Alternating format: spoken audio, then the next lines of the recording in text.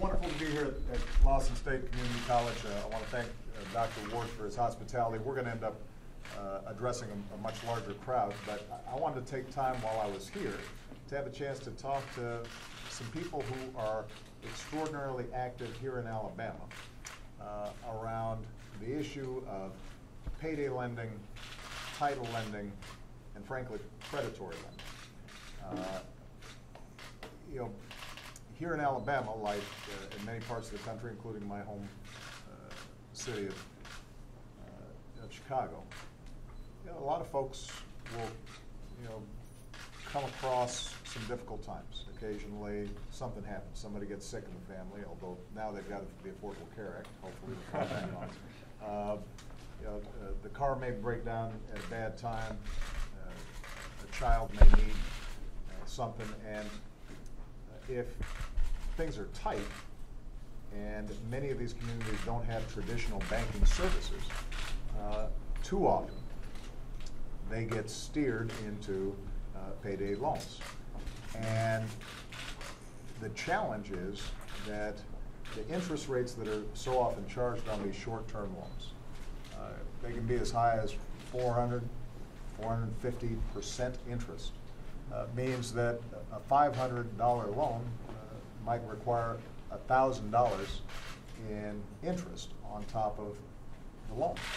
And I just was hearing a story from Stephen here about a family whose grandmother dies. And they take out a small loan for the funeral, aren't able to pay it back right away, lose their car, and two members of the family then lose their job, and the entire family's financial situation collapses.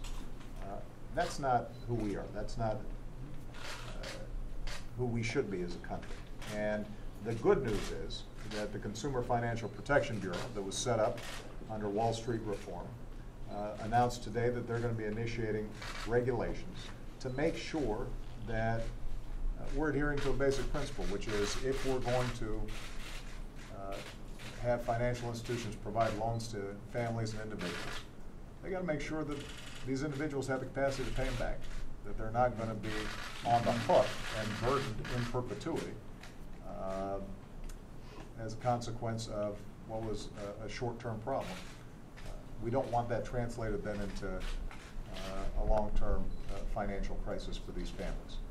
It's something that we know states around the country have been able to do, but unfortunately too many states have not yet taken these steps.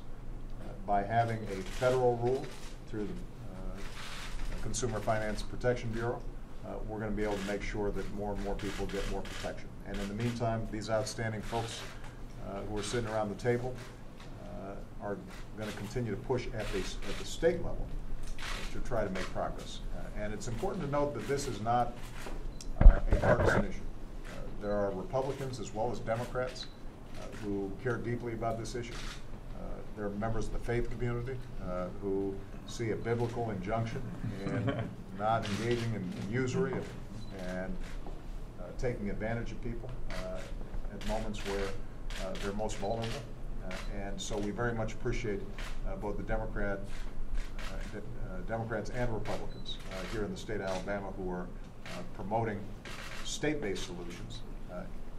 In the meantime, we're going to make sure that we continue to promote solutions at the federal level as well. And I'm very proud of the Consumer Finance Protection Bureau for promulgating these rules. There's going to be a comment period.